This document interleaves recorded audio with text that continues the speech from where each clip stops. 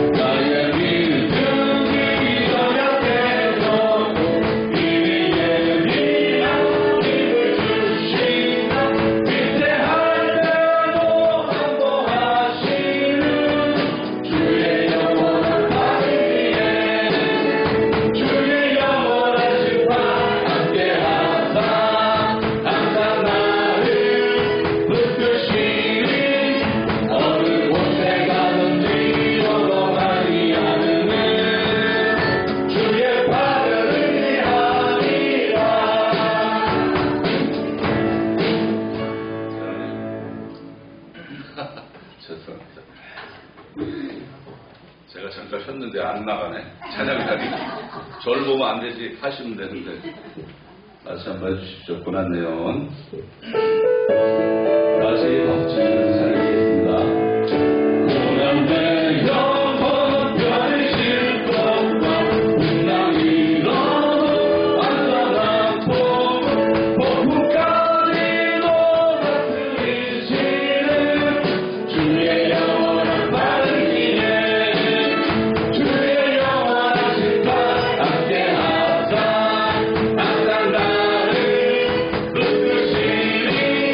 어느 곳에 가든지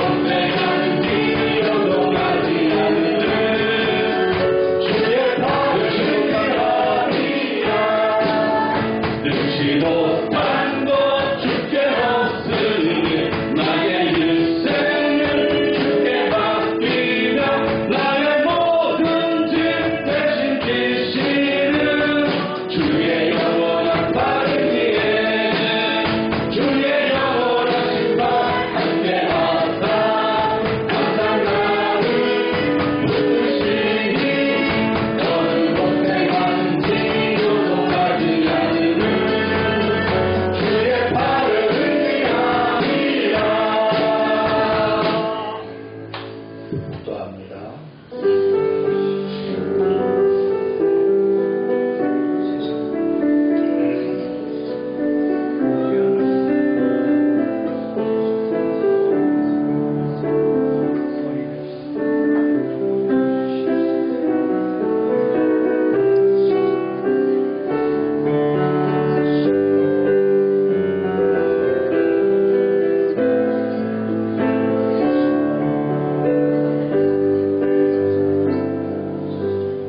감사함으로 그의 문에 들어가며 찬송함으로 그의 궁정에 들어가서 그에게 감사하며 그의 이름을 송축할지어다.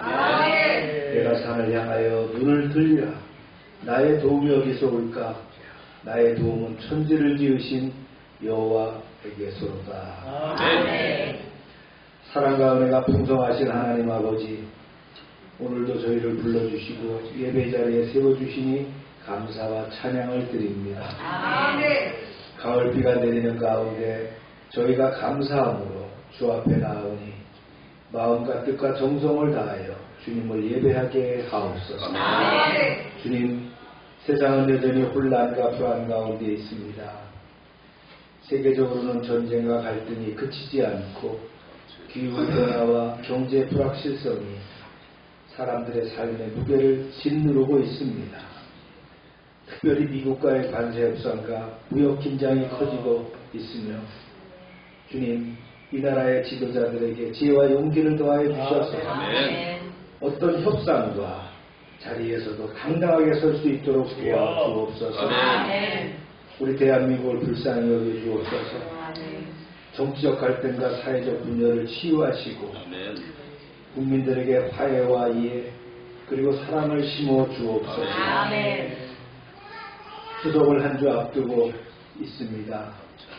가정을 돌아보는 시간이 되게 하시고 흩어진 가족들이 모여 감사와 화해와 기쁨을 나누게 하옵소서. 오고 가는 발걸음을 지켜주시고 모든 길 위에 주의 천사를 보내 안전하게 보호하여 주옵소서. 우리의 가정과 교회를 주님께 맡겨드립니다. 믿음으로 세상을 이기게 하시고 환난 중에도 흔들리지 않는 평강을 누리게 하옵소서. 자녀들에게는 지혜와 담대함을, 어르신들에게는 건강과 평안을, 모든 성도에게는 감사와 소망을 더하여 주옵소서. 이 시간 드리는 예배를 기쁘게 받으시고 말씀과 성령으로 저희를 새롭게 하여 주옵소서. 예배 후 세상에 나아갈 때 담대히 믿음으로 살게 하시고 주의 뜻을 이루는 하나님의 사람으로 세워주옵소서. 모든 것을 주관하시는 예수 그리스도의 이름으로 기원하옵나이다.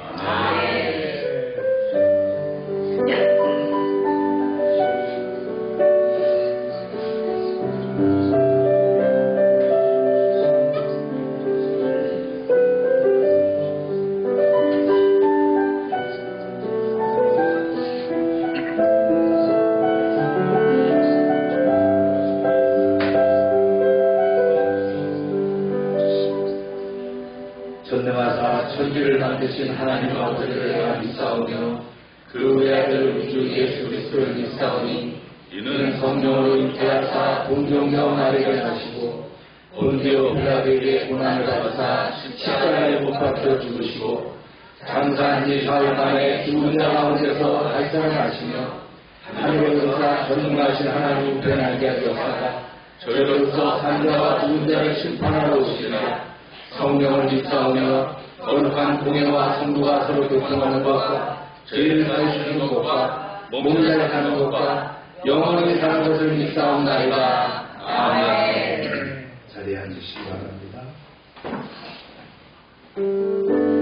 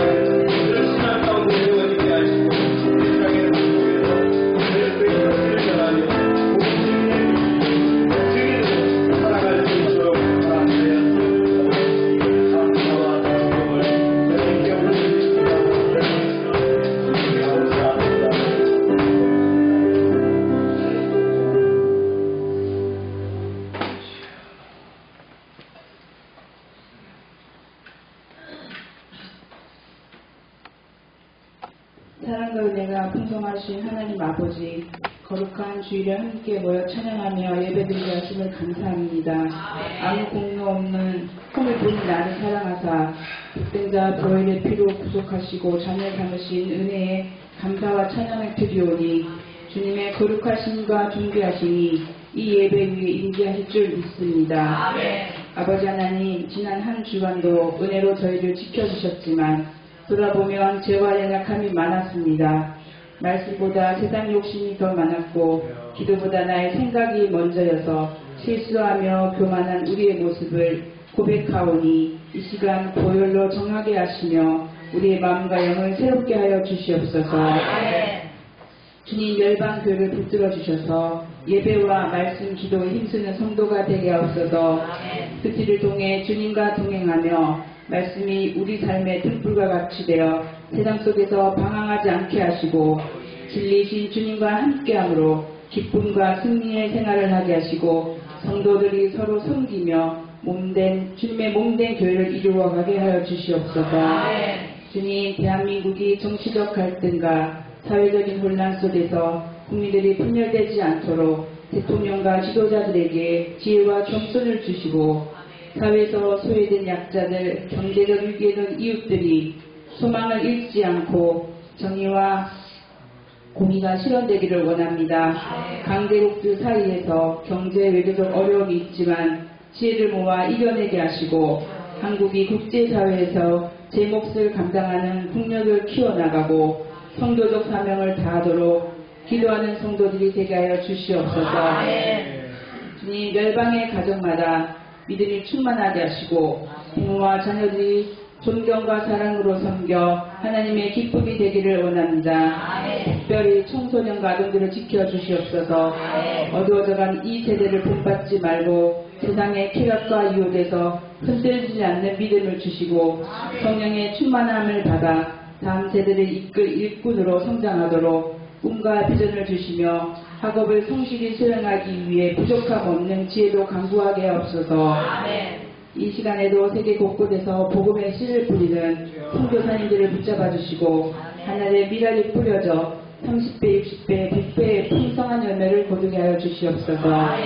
말씀을 전하실 담임 목사님 위에 성령의 충만함을 주시고 주님의 뜻이 온전히 선포되어 듣는 이마다 신령이 새롭게 되며 잠든 영혼이 깨어나며 한 주간 선포된 말씀을 따라 살 때 승리와 감사가 더하게 될 줄 믿습니다.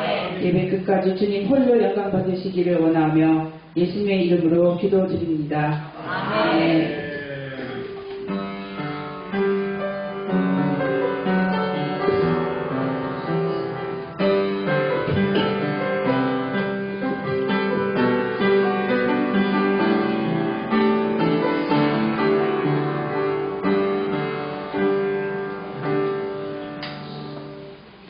알림받은 광고 시간입니다.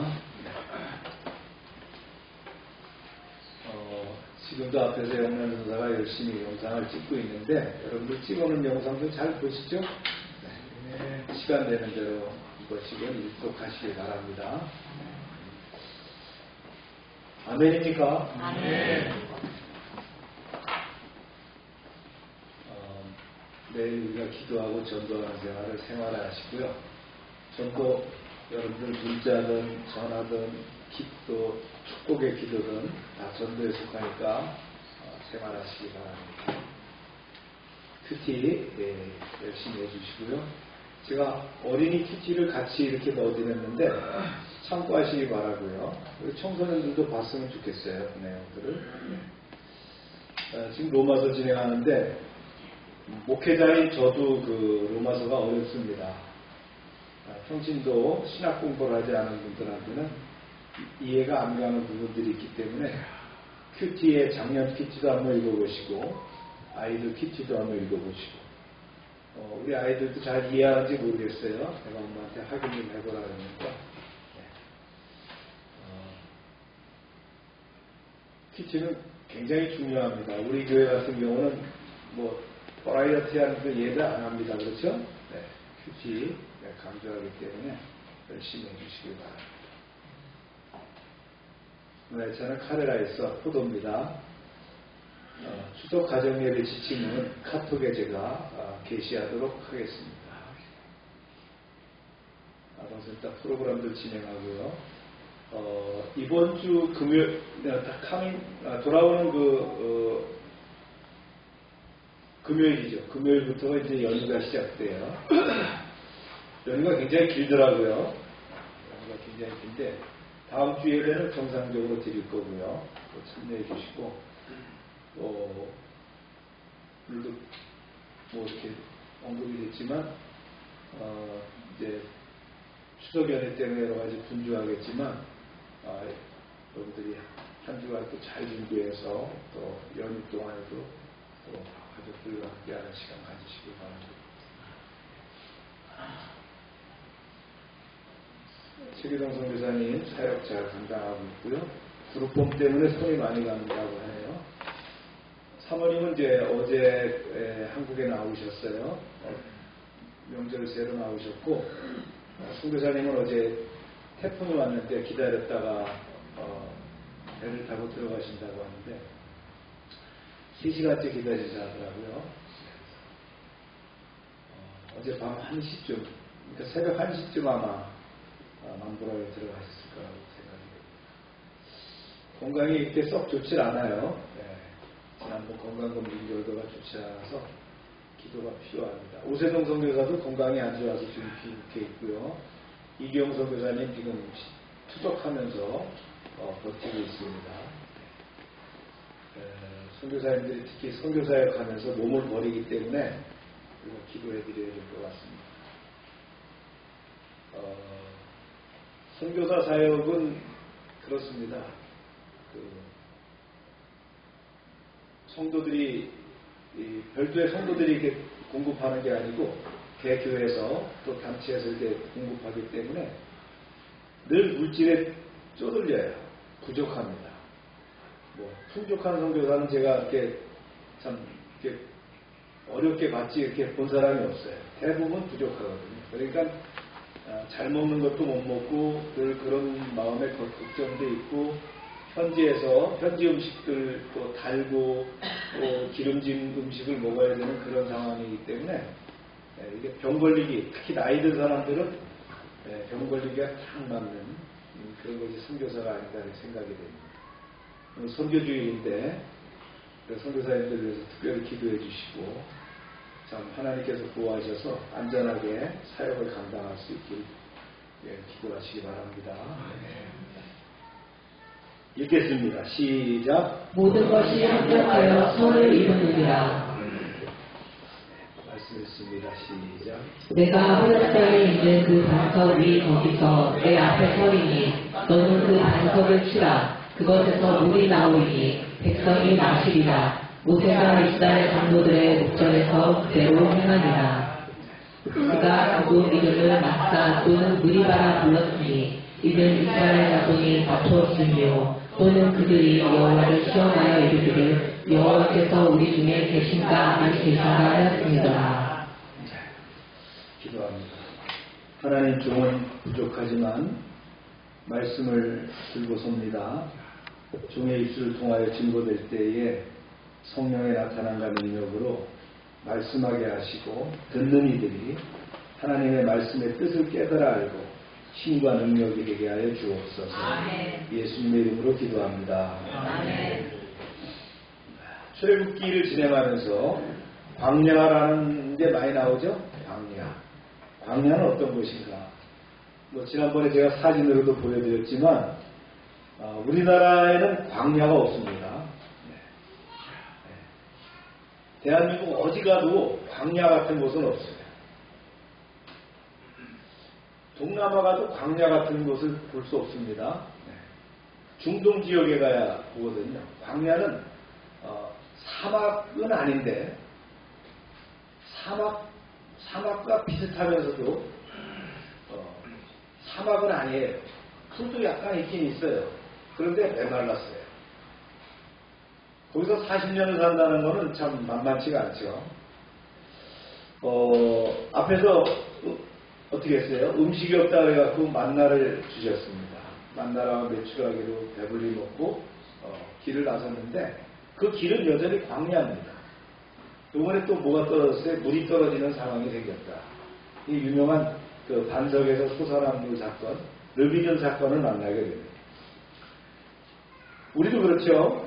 직장생활, 가정생활, 또 건강문제, 경제적으로 어려움 이런 것들이 있을 때마다 뭘 느껴요? 하나님이 살아서 역사하시나? 하나님이 계시나? 그런 의문을 가질 때가 있다. 그런데 광야는 우리에게 꼭 필요한 것이더라. 저는 광야를 통과해야 되거든요. 그것이 훈련장이기 때문에.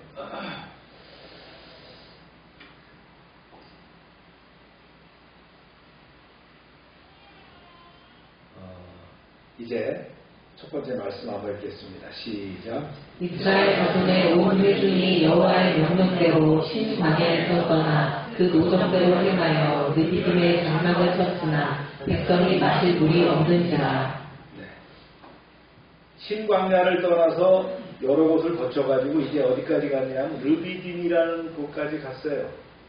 거기서 이제 장막을 쳤는데 물이 없는 거예요. 그 전에 어디서 물을 떠갖고 갔잖아요. 그죠? 엘림에서 물을 담아갖고 갔겠죠? 늘 광야 생활에서는 물이 필요하니까 가죽 부대에 아주 그냥 풀로 다 물을 채워갖고 갔지만 물이 떨어졌어요. 마실 물을 구경할 수가 없는 거예요. 특히 이 지대는 어떤 지대냐? 엘림과 호렙산 중간 지대거든요. 여기가 이제 그 겨울이 우기예요. 11월이나 12월이 되면 작은 시내가 형성되지만 비가 오지 않는 건기에는 아예 그냥 바짝 말라버렸단 말이에요. 이런 데를 뭐라고 해요? 와디라 그러잖아요. 건천. 건천밖에 없어요. 그러니까 물이 없는 그런 지역이에요. 우리가 지난번에 배울 때 이스라엘이 그 한 200만 명이 물이 얼마나 필요하다 그랬어요? 하루 최소 4만 톤은 있어야 된다 그랬어요. 가축 먹는 것 빼고. 그러면 4만 톤이라고 하는 건 우리가 1톤 트럭, 5톤 트럭 생각해 보세요. 4만 트럭이라는 건 얼마나 많은 그 물의 양이 4만 트럭이겠어요. 우리나라 모든 소방차가 물을 싣고 가도 안 되는 물이란 말이에요. 그런 양을 필요한데 여기가 어디예요? 광야란 말이죠. 당시 건기였거든요. 더 어려움을 겪는 거예요. 자, 보세요. 시작. 백성이 모세와 다투어 이르되 우리에게 물을 주어 마시게 하라. 모세가 그들에게 이르되 너희가 어찌하여 나와 다투느냐? 너희가 어찌하여 여호와를 시험하느냐? 거기서 백성이 목이 말라 물을 찾으매 그들이 모세에게 대하여 원망하여 이르되 당신이 어찌하여 우리를 애굽에서 인도해 내어서 우리와 우리 자녀와 우리 가축이 목말라 죽게 하느냐? 드디어 터졌어요. 불만이 또 터지고 불평이 나오게 됐어요. 모세, 당신은 우리를 광야에서 죽일 참이요? 젖과 꿀이 흐르는 그 가나안 땅은 도대체 있기나 한 거요? 지금 목말라 죽겠는데 당장 물을 주시오. 이번에 어떻게 또 물을 내는지 한번 봅시다. 이렇게 됩니다. 모세가 심히 괴로웠습니다. 걸핏하면 불평을 터뜨리는 백성들, 또 다짜고짜 대드는 백성들 말이죠. 모세가 언성을 높이며 대답했습니다. 당신들은 어째서 자꾸 내게 대드는 거요? 어째서 하나님을 매번 시험하는 것이요? 왜 하나님의 능력을 믿지 못하고 기다리지 못하는 것이요? 그러자 백성들이 어떻게 합니까? 언제까지 참으란 말입니까?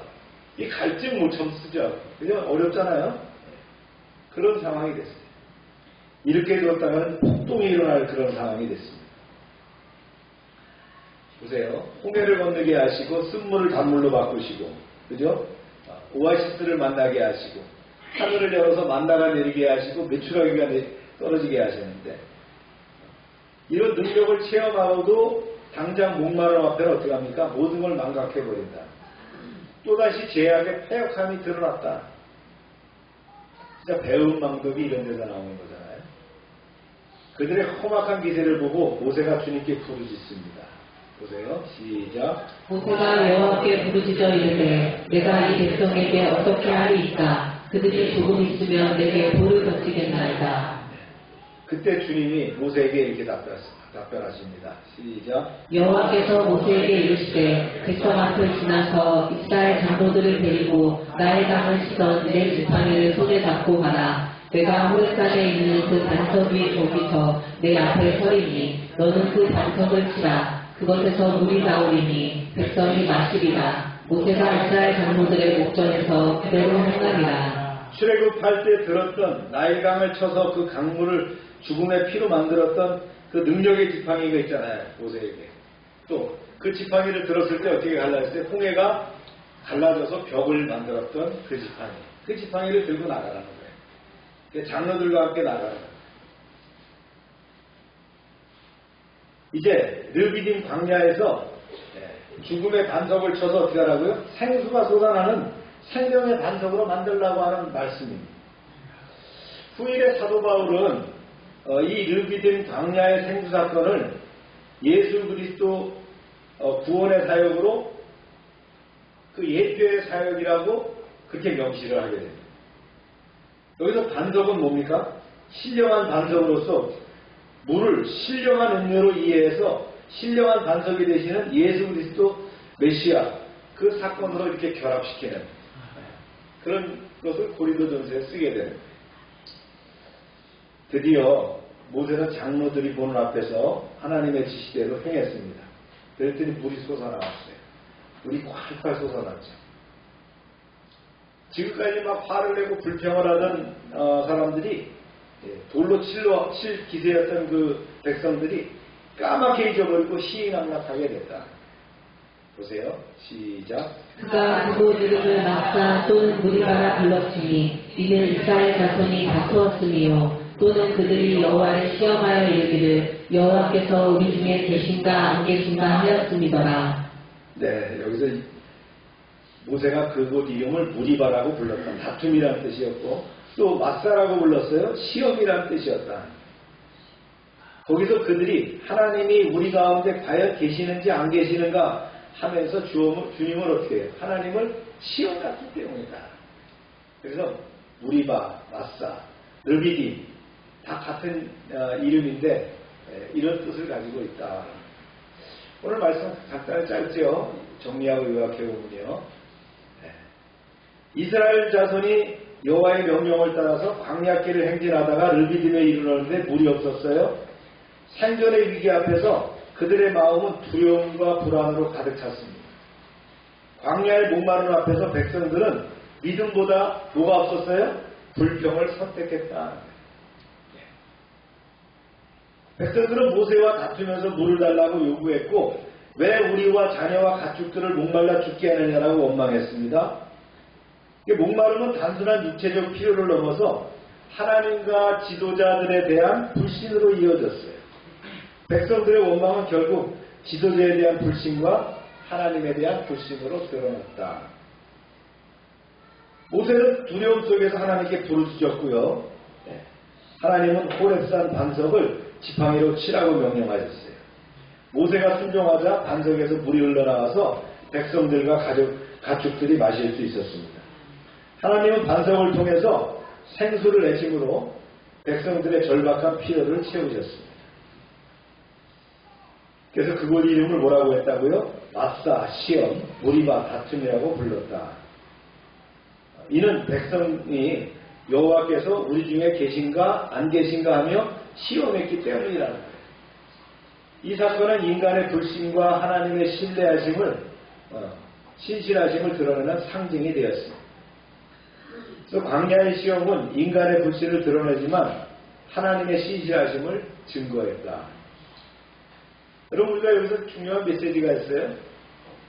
이스라엘은 불평함으로 생수를 얻은 기쁨이 있지만 하나님은 불신에 대한 뭐가 받으셨어요? 상처를 받으신다. 우리가 불평불만할 때 조심해야 됩니다. 그것이 누구를 향할 수 있다고요? 하나님을 향할 수 있을 때에 하나님이 상처받으시는 거예요. 그런 모습들이 성경에 나옵니다. 자, 생수에 대한 고증을 한번 보겠어요. 여기가 어디라고요? 아라비아 북부 지역 라오즈산 근처입니다. 네. 지역을 보면 이 지역이 르비딤이라고 그랬어요. 르비딤. 이 르비딤이라는 성경에 나오는 이름들이 이 지역 라우즈산 바로 그 지역에 가니까 옛날 명칭이 르비딤이었더라는 얘기예요. 아멘입니까? 그 다음에 이 암석이 말이죠. 쪼개진 암석이 스피리트 록이라고 그러잖아요. 그래서 이 암석 중앙이 쪼개져가지고 말이죠. 물이 흘러나와서 흘러서 넘친 그 자국들이 관찰되는데, 김성학 박사가 그쪽에 갔을 때에 보니까 사람들이 자랑하더라는 거예요. 저 바위가 뭐냐 그러니까. 저 바위가 바로 모세가 지팡이를 쳤을 때에 갈라진 바위라고 한다는 거예요. 그걸 누가 알고 있어요? 그 현지인들이 구전을 통해서 그렇게 알고 있는 거예요. 상당히 놀라운 일입니다. 이런 모습입니다. 높이가 한 20m 정도 되는 거예요. 그러니까 아파트 한 6, 7층 높이 정도 되는 큰 바위예요. 이게 해발 한 200m 정도에 있는 거거든요. 호렙산하고 한 직선거리로 한 500m 떨어져 있어요. 거기에 있는 위치에 있고요. 광야에 한 200m 야산에 우뚝 솟은 저런 바위가 있다. 주변 지역도요, 보니까 어떻게 됐어요? 평원이 있고, 백성들이 머물러 쓰는 장소가 있고, 이 르비딤에서 뭐가 일어나요? 다음 주에 배우게 될 아말렉과의 전투가 나온 거예요. 전쟁이 일어나는 그런 장소가 바로 그런 충분한 광야가 펼쳐져 있다. 인구가 얼마예요? 200만 명이니까 굉장히 넓은 지역이어야 된단 말이에요. 물만 있다고 되는 게 아니에요. 이 지역이 넓어야지 사람들이 전기해서 텐트를 칠 수가 있잖아요. 그런데 그 주변에 보니까 텐트 쳤던 자국들. 텐트 치려면 어떻게 해요? 천으로 뭔가를 해놓고 뭐 작대기 같은 걸로 받치고 돌을 갖다가 싸서 바람도 맞고 그죠? 밥도 해 먹어야 되고 만나가 내리니까 그거 갈아서 먹어야 되고 이런 자국들이 있더라는 거예요. 그림으로 보니까 그때 사진기가 없어서 그림으로 그렸어요. 네. 그림으로 보면 이런 모습이었다. 자, 저게 우측에 있는 사진이 뭐냐면 아론의 그 축도의 사진입니다. 축도의 그림입니다. 그러니까 상징적인 그림. 아론의 축도할 때에 저 손 모습이 뭐하고 닮았어요? 네, 르비딤 저 바위하고 비슷하죠. 네. 여기 보니까 이제 만나를 갈았던 맷돌. 가정용입니다. 가정마다 뭐 단체로 하는 거 아니에요. 가족들마다 어떻게 했어요? 네. 한 5매씩 거뒀단 말이에요. 1인당. 그래서 그거를 맷돌에다가 가는 거예요. 조그만 맷돌에다 가른 그 맷돌들이 수없이 많이 있더라는 거예요. 그리고 텐트 자리들이 있더라. 그 자리에.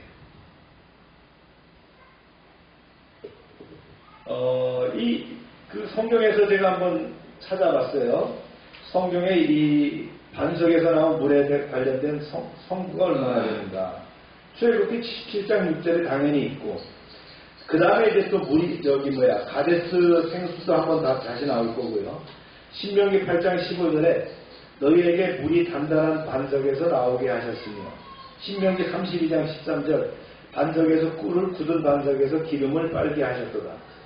시편 74편 15절 주께서 샘과 시내를 터뜨리셨으며 주께서 물 흐르는 강들을 마르게 하셨나이다. 샘이 뻥 하고 터진 거예요. 그냥 뭐 오아시스처럼 물이 고여있는 게 아니고 터지게 하셨다는 거예요. 78편 15절을 보니까 반석을 쪼갰다는 거예요. 깊은 물을 마시게 하셨으며 반석이 쪼개지면서 깊은 생수가 터져 오르게 했다는 거예요. 무슨 모타 펌프가 있는 것도 아니에요. 하나님의 능력으로, 은혜로. 아멘입니까? 네. 그 다음에 시편 78편 20절에 그 반석을 쳐서 물이 쏟아지고 시내가 넘쳤거늘. 그러니까 200만 명이 먹을 물이니까 콸콸콸콸 나와야 되는 거예요. 대형 파이프로 막 물을 쏟는 것처럼 나와야지 먹을 수 있는 거예요. 시편 114편 48절에 보니까 반석이 변하여 못이 되고 이 물이 흘러서 못이 돼서 거기서 빨래도 하고 그렇죠? 네, 그만큼 물이 충분했다는 거예요. 이사야서 48장 21절 그들이 목말라 할 때 그들을 반석에서 물이 흐르게 하시되 반석을 쪼개서 물이 솟게 하셨도다. 고린도전서 10장 4절에 보면 그 반석은 그리스도라.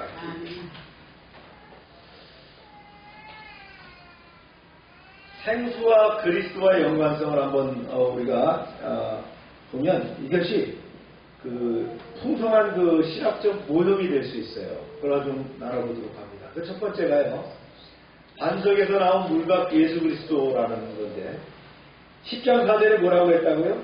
다 같이 신령한 음료를 마셨으니 이는 그들을 따르는 신령한 반석으로부터 마셨으며 그 반석은 곧 그리스도시라. 신앙이 깊은 사도 바울이 보니까 르비딤 사건은 뭐라고요?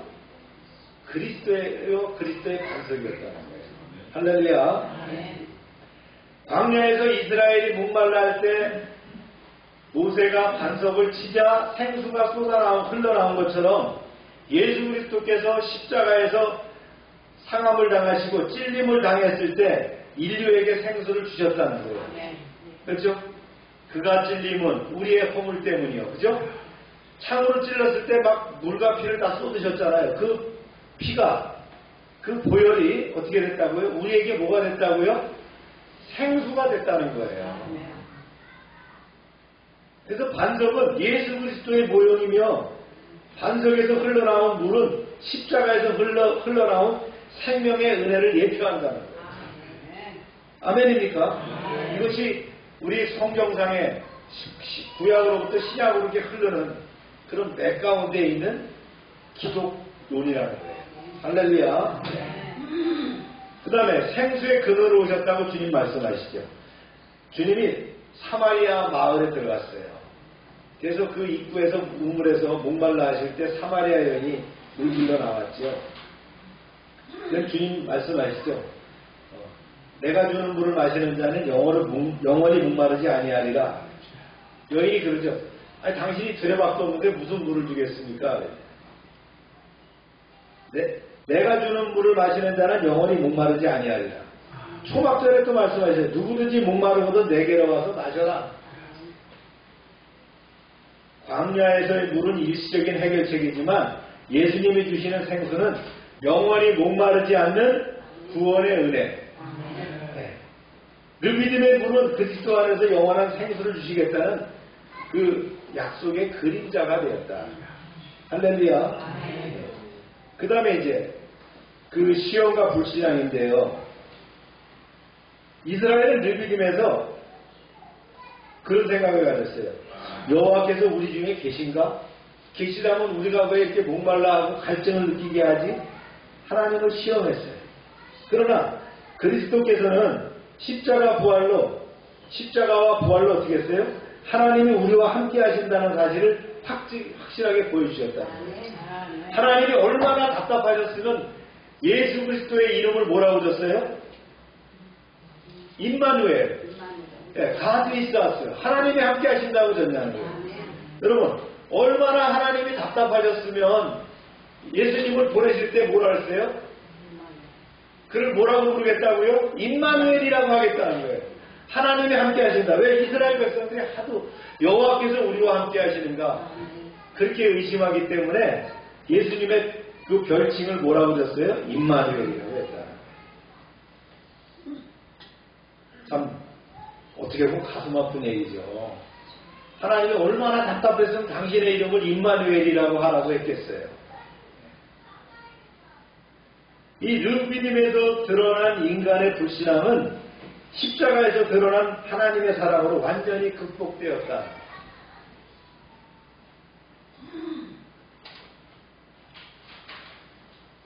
우리는 광야 같은 삶에서 목마름을 여전히 경험하지만 진정한 해답은 뭐예요? 그리스도다.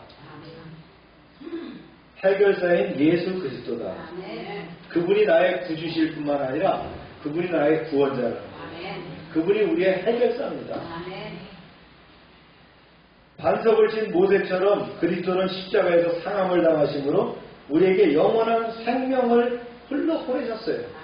그가 피를 흘림으로 그 피값으로 우리에게 생수를 공급해 주셨다. 오늘 우리의 신앙의 중심은 그리스도께서 나의 생수의 근원인가를 확인하는 데 있다. 르비딤의 그 반석의 사건은 궁극적으로 뭐예요? 그리스도 안에서 성취된 구원의 은혜를 미리 보여주신 복음의 모형이었다. 할렐루야. 반석이라는 게 아주 반석, 너럭바위입니다. 이게 반자가 너럭바위 반자예요. 네. 반자 밑에 뭐가 들어가 있어요? 석자가 들어가 있죠. 너럭바위라는 너럭바위, 널찍한 바위라는 거예요. 이게 원어적으로 보면요, 추루라고 하는 거예요. 크고 단단한 바위다.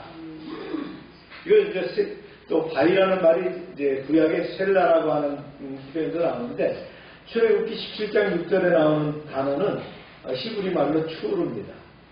흔한 돌이 아닙니다. 널찍한 바위. 이게 변하지 않고 굳건한 바위라는 그런 뜻이죠. 이걸 용례적으로 좀 우리가 볼 필요가 있어요. 성경에 보면 반석이란 말이 계속 나와요. 신약과 구약에서. 이 용례를 연구해 보는 것이 필요하거든요. 첫 번째가 하나님의 신실하심과 보호입니다. 그는 반석이시니 그 하신 일이 완전하다. 신명기 32장 4절. 그는 반석이시니 이게 뭐예요? 신실하시고 우리를 보호하신다는 거예요. 시편 18장 2절에 말씀합니다. 여호와는 나의 반석이시요 나의 요새시요 나를 건지시느니라. 우리의 보호자가 된다.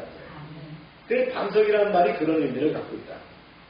그 다음에 공급이라는 말을 아시죠? 출애굽기 17장 6절에 반석을 치라 그곳에서 물이 나오리라. 반석을 쪼개서 물을 시래처럼 내셨으며 공급하신다. 이 공급한다고 할 때도 반석이라는 말을 쓰신다. 또 불순종에 대한 대조죠. 신명기 32장 15절에 보면 하나님을 버리고 자기를 구원하신 반석을 가볍게 여겼다. 그래서 르비딤의 이름을 뭐라고 했다고요? 무리바, 마사, 다툼, 시험이라고 했다는 거예요. 신약에서는 어떻게 용례를 쓰냐면요, 주님을 예표하죠. 그리스도를 예표하는 거예요. 고린도전서 10장 4절. 그 반석은 곧 그리스도시라. 십자가에 찔리신 예수 그리스도의 모형, 그것이 바로 르비딤이다. 반석이다. 그 다음에 신앙의 기초를 얘기할 때 반석이라는 말을 씁니다. 마태복음 7장 24절에 보면 반석 위에 집을 지은 사람은 지혜롭다 그랬어요. 어리석은 사람은 어디다가 집을 져요? 왜 모래에다가 집을 짓는다. 견고한 신앙을 얘기할 때 반석이란 말을 써요. 또 교회의 터를 얘기할 때도 반석이란 말을 쓰죠. 마태복음 16장 18절. 너는 베드로라. 내가 네 반석 위에 교회를 세우리라.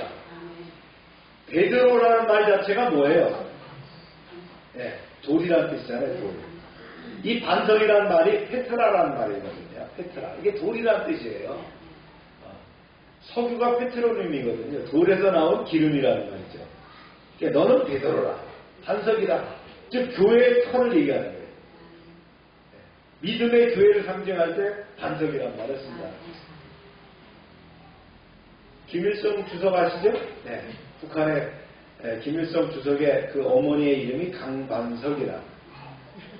강반석. 왜 강반석인지 아세요? 평양 7국교회의 아주 그 대단한 집사님이었어요.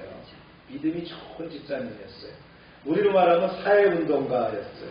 강반석. 그 아버지가 목사였어요. 장로교. 오빠도 장로교 목사입니다. 그 믿음의 가정에서 김성주가 자랐습니다. 크리스찬으로 자랐어요. 그런데 그가 나중에 김일성으로 바꾸고 북한을 세우면서 어떻게 했어요? 하나님 자리에 누가 앉았어요? 자기가 앉았죠. 그게 바로 이제 신권 통치를 하게 되는 그런 배경이 됐죠. 강반석이라는 북한의 군관학교도 있고 무슨 연구소도 있고 하여튼 강반석이라는 이름은 굉장히 높아요. 근데 북한 사람들은 반석이라는 의미가 뭔지 모르죠? 그 반석이 뭐라고요? 지금 성경에서 얘기했잖아요. 하나님의 신실하시고 보호하신 공급하신 그 다음에 그리스도의 예표고 신앙의 기초고 교회의 터가 되고 이게 반석이라는 뜻을 모른다. 그냥 반석 그러니까. 그래서 실질적으로 그런 믿음의 뿌리에서 그런 게 생겼는데 그들은 그걸 모른다. 김일성이가 아들 김정일을 저기 백두산 별장에 불러가지고 말이죠. 비닐을 카펫에다가 비닐을 깔고 이스라엘에서 가져온 그 무슨 기름? 올리브 기름을 갖다가 자기 아들한테 부었다는 거예요. 기름 부었다는 거예요. 여러분, 올리브유로 목욕을 하든 뭐 드람통으로 부어도 성령의 기름 부음은 아니잖아요. 그죠? 참 안타까운 현실이다. 김일성 그 가문이 그 믿음의 뿌리가 그렇게 견고한 가정인데 거기서 공산주의가 나와가지고 김일성이 민족 상잔의 전쟁을 일으킨 원인이죠. 수백만 명이 죽었잖아요. 미국만 5만 명이 죽었어요. 그런 전쟁을 일으킨 원인이었어요. 안타깝죠. 그 다음에 이제 구원의 보증으로 얘기할 때 반석을 얘기합니다. 보라, 내가 시온의 걸림돌과 거치는 반석을 두노니, 로마서 9장 33절에 보면 걸림돌과 거치는 반석이다. 즉 그리스도를 믿는 자에게는 구원의 반석이지만 거부하는 자에게는 뭐가 된다고요? 걸림돌이 된다는 거예요. 이게 반석이라는 거예요. 이걸 이제 요약하면 이렇게 될 수 있어요. 반석은 하나님 자신이 변치 않는 신실함과 보호 피난처를 얘기합니다. 반석은 뭐예요? 하나님의 은혜를 공급처가 되죠. 메마른 곳에서 생명수를 근원이 된다. 또 반석은 그리스도의 예표라고 했어요. 그 다음에 반석은 믿음의 기초가 된다고 했어요. 그리고 반석은 심판의 기준이 될 수 있다. 그래서 반석이라는 말이 우리가 이제 성경에서 많이 나오는데 용례를 한번 우리가 나눠봤어요. 그렇습니다. 정리하면 출애굽기 17장 6절의 반석은 단순한 바위가 아니라 하나님이 친히 서 계시고 그랬죠. 내가 그 반석 위에 거기서 내 앞에 서리라 했다. 그 반석은 하나님이 서 계신 곳이란 말이에요. 그리스도를 예표하며 신실한 구원의 근원을 나타내는 단어죠. 그래서 광야에 물 없는 자리에서 치심을 당한 반석에서 물이 흘러나왔듯 십자가에서 찔리신 예수 그리스도께서 오늘 우리 영혼의 목마름을 영원히 채우고 계신다. 아멘입니까? 오늘 말씀을 적용과 통찰을 한번 봅시다. 우리가 광야라는 걸 얘기했는데 광야는 단지 힘든 곳이 아니라 믿음을 드러내는 훈련장이다. 그럼 특수부대가 어떻게 특수부대가 될까요? 특수부대는 특수훈련을 받기 때문에 특수부대가 됩니다. 광야를 통과해야 우리가 믿음의 특수부대가 될 수 있다는 거예요. 아멘입니까? 광야를 두려워하지 말아요. 광야는 믿음을 시험하는 장소이고 우리의 반응을 드러내는 자리예요. 물이 없는 광야에서 어떻게 해야 될 것이냐, 광야 같은 세상에서 어떻게 살아야 될 것이냐, 이걸 한번 나눠보는데요. 수학도 그렇죠. 수학도 누가 그런 얘기를 하더라고요. 수학도 암기 과목입니다. 그러니까 아니 왜 수학이 암기 과목입니까? 미분 조금 풀어야 되고 수열 풀어야 되고 수학이 왜 암기 과목입니까? 수학은 암기 과목이 맞다라고 봐요. 왜냐하면 그 풀어가는 과정을 숙지하는 거거든요. 그대로 다른데 대입하는 거란 말이에요. 성경도 수학과 같이요. 암기 과목이에요. 그래서 우리가 이 나온 메시지들이 어떻게 해요? 우리한테 인식됐을 때 그 말씀을 믿으며 믿음으로 뭐가 생겨요? 구원에 이르는 거예요. 할렐루야. 그 첫 번째가 뭐냐? 광야를 만났을 때 어떻게 되냐? 읽어보세요. 시작. 이스라엘을 두려움으로만 보지 말고 믿음으로 보라. 이스라엘의 목마름을 하나님께 자신들을 버리신 증거처럼 여겼다는 거예요. 목마름을 어떻게 했어요? 하나님이 우리를 버렸구나. 하나님이 계시는가 이렇게 봤다. 하지만 하나님은 그 위기를 통해서 자신이 어떤 분이신지를 알려주고 싶어 했다는 거예요. 늘 하나님이 말씀하시죠. 내가 여호와인 것을 알게 하리라. 내가 여호와인 것을 알게 하리라. 하다못해 내가 안 되니까 내 이름이 임마누엘이다. 이렇게 했다는 거예요. 우리도 마찬가지예요. 돈이 부족할 때, 건강이 무너질 때, 관계가 깨질 때 그것이 끝이 아니라 뭐라고요? 하나님이 역사하시는 무대가 될 수 있다. 그래서 결핍의 순간은 하나님의 공급을 경험할 기회가 된다는 거예요. 끝이 아니라는 거예요. 끝이라고 여기면 어디예요? 목표에 닿았다고 생각하면 되는 거예요. 아, 이게 끝이구나. 난 끝났어. 이제 더 이상 안 돼. 아니에요. 목표에 가까이 왔다. 물을 파다가 안 나와요. 포기할 게 아니라 어떻게 해요? 한 삽 더 뜨면 물이 나올 수 있다. 할렐루야. 두 번째는요. 읽어봅니다. 시작. 문제를 사람에게만 따지지 말고 하나님께 아뢰라. 네. 이스라엘은 모세를 원망하지만 모세는 하나님께 부르짖었어요. 불평은 문제를 더 크게 만들지만 기도는 문제를 하나님께 연결시킵니다. 그게 알면서도 기도 왜 안 하세요? 네. 오늘 우리의 가정과 교회 일터도 마찬가지예요. 불평은 갈등을 키워요. 기도는 하나님께 길을 묻는 출발점이 된다. 기도는 문제를 하나님께 연결시키는 믿음의 통로가 될 수 있다. 우리 반대로 하죠.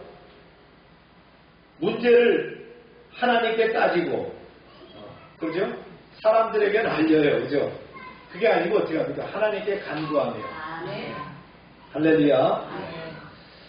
우리가 바꿔서 해야 된다. 우리 자세를 바꿔야 된다. 세 번째 읽어봅니다. 시작. 절망의 자리에서 생명의 길을 열어주시는 하나님을 바라보라. 하나님은 모세에게 반석을 치라고 명령하셨고 반석에서 물이 솟아나왔어요. 광야에서 상상할 수 없는 기적이죠.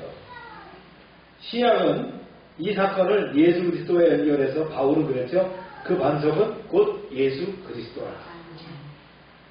예수께서 십자가에서 피 흘리심으로 우리에게 생명의 물을 주셨어요. 주님이 반석이셔요. 반석을 쳤더니 반석에 창으로 찔림을 당했더니 뭐가 나왔어요? 물과 피를 쏟았는데 그 물이 뭐가 됐다고요? 우리의 생명수가 되었다.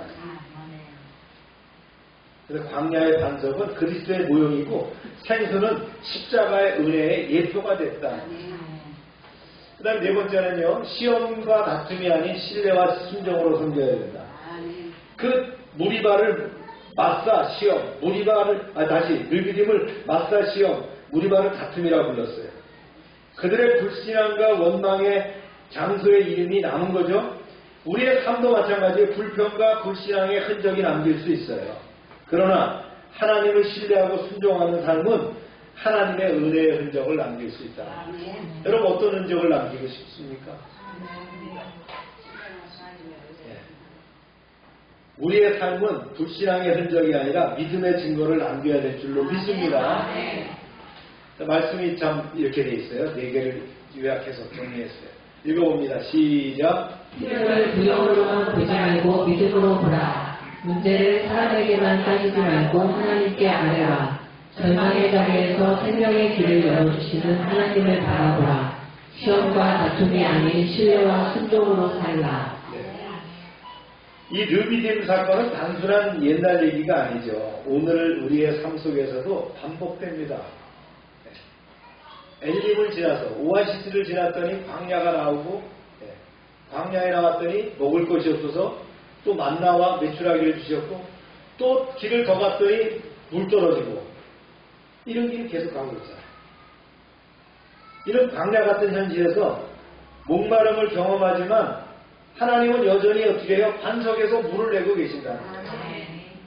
그래서 재정의 결핍, 건강의 위기, 상처, 사역의 어려움 이게 끝이 아니라는 거예요.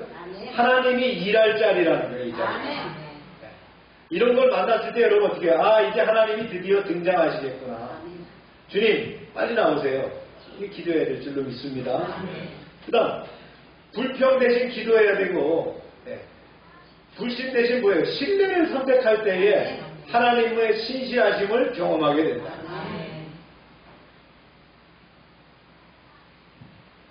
그리스도께서 우리에게 주신 영원한 생수는 오늘도 우리의 영혼을 살리시고 삶을 견디게 할 줄로 믿습니다.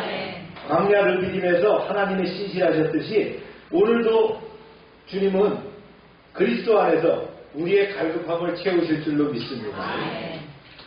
사랑하는 여러분, 오늘 설교를 마무리합니다. 르비딤에서, 르비딤 반석에서 이 솟아난 그 물은 단순히 목을 축이는 그런 물이 아니었어요. 그것은 뭡니까? 하나님이 여전히 자기 백성과 함께 계심을 보여주는 표적이었다. 그리고 신약은 그 반석을 뭘 했어요? 곧 그리스도라고 증언합니다. 십자가에서 찢기신 주님의 몸에서 흘러나온 은혜의 생수, 보혈이죠? 네. 그걸로 우리가 영원히 목마르지 않고 살아갈 수 있는 구원의 능력이 되었다. 우리의 삶에도 여전히 목마름이 있죠? 네. 경제적 어려움에서 하루하루 싱겁게 살아가는 가정들도 있습니다. 육신의 질병으로 고통 중인 환자들도 있고요. 또 깨어진 관계 때문에 메마른 그런 성도들도 있다. 이 모두가 늙이진 광야입니다. 그러나 기억하십시오. 결핍은 끝이 아니라 하나님의 일하시는 출발점이다. 불평 대신에 기도를, 그죠? 불신 대신에 신뢰를, 다툼 대신에 순종을 선택할 때 하나님은 오늘도 반석에서 생수를 내십니다. 오늘 한 주간 우리의 광야 같은 자리마다 임마누엘의 주님을 경험하면서 믿음의 흔적을 남기는 성도들이 되시기를 주의 이름으로 축원합니다. 기도합시다.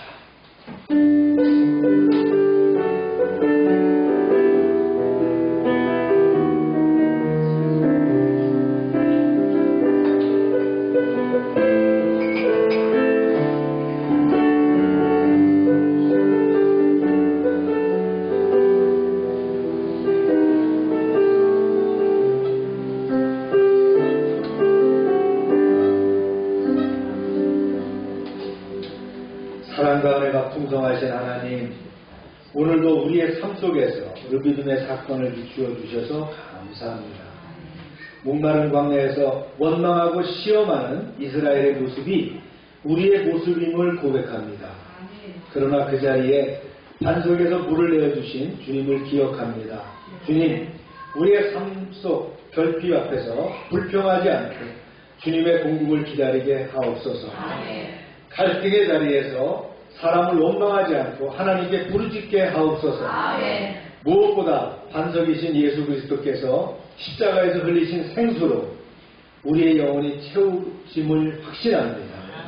오늘도 광야 같은 삶을 지나가는 우리에게 은혜의 생수를 부어주시고 믿음의 흔적을 남기며 살아가게 하옵소서.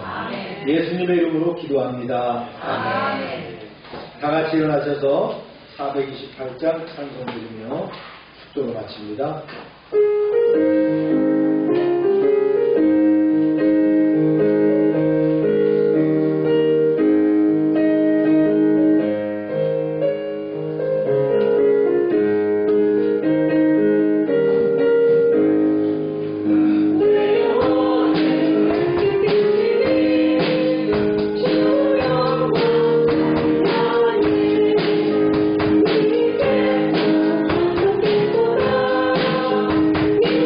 you.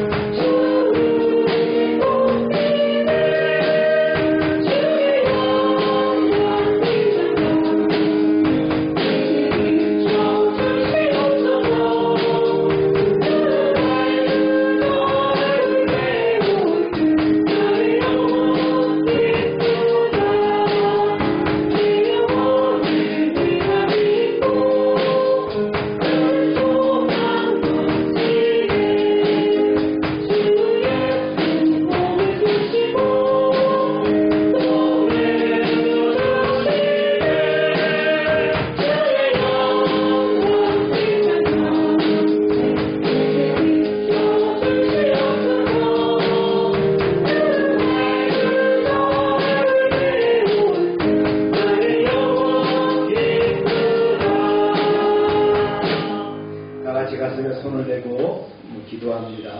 가슴에 손을 얹고 기도합시다. 제가 하는 영적 기도를 따라해 주시기 바랍니다. 사랑의 하나님, 저는 죄인입니다. 이 시간 주님을 나의 구원자여, 나의 주님으로 내 마음에 모시기를 원합니다. 성령님, 지금 내 마음에 들어와 주십시오. 나의 모든 죄를 십자가 위에서 다 해결해 주신 예수님, 나를 용서하시고 내게도 영생을 주옵소서.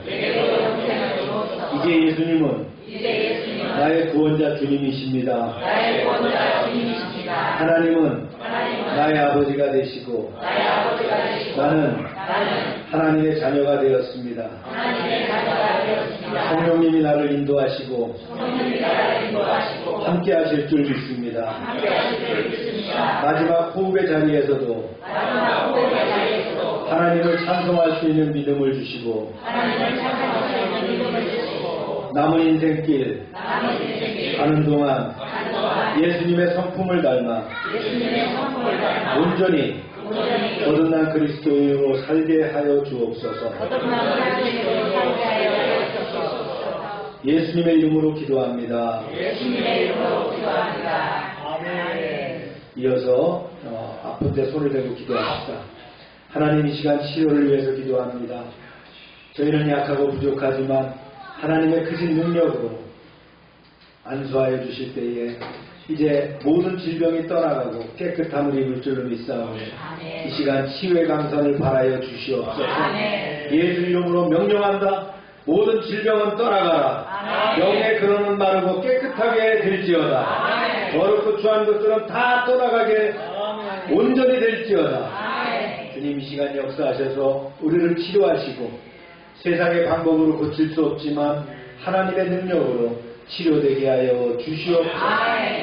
날마다 넘치게 하시는 구원의 은총에 감사드리며 저희들에게 주신 것을 구별하여 약속의 말씀대로 11조를 감사의 예물을, 선교의 예물을, 약정된 예물을 주님께 드립니다.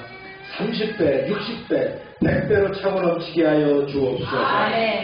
우리의 사업과 가정에 황충을 금하여 주시고 마실이 기한전에 떨어지지 않게 하시며 우리의 기업이 아름답게 하시며 복되게 하여 주옵소서. 주님의 보호가 우리의 삶 가운데 눈동자처럼 드러나게 하여 주옵소서.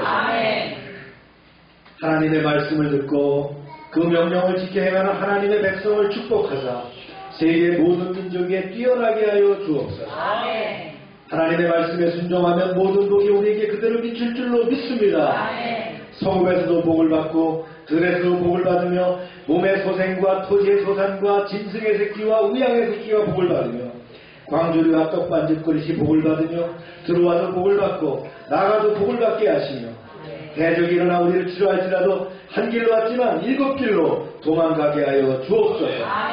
하나님께서 우리를 위하여 하늘의 아름다운 보고를 열어사 우리의 땅에 때를 따라 비가 내리게 하시고 우리의 손으로 하는 모든 일에 복을 주셔서 많은 사람들에게 구워주며 나누며 베풀게 하시고 머리가 되고 꼬리가 되지 않게 하시며 위에만 있게 하시고 아래에 있지 않게 하여 주옵소서. 저희가 드리는 이 물질 하나님이라는데 귀하게 쓰임받게 하시고 쓰이는 곳마다 놀라운 하나님의 영광과 역사하심이 드러나게 하여 주옵소서. 이제는 우리 주 예수 그리스도의 은혜와 하나님 아버지의 크신 사랑과 성령의 교통하심이 이제로부터 영원토록 함께 하시기를 축원하옵나이다. 아멘.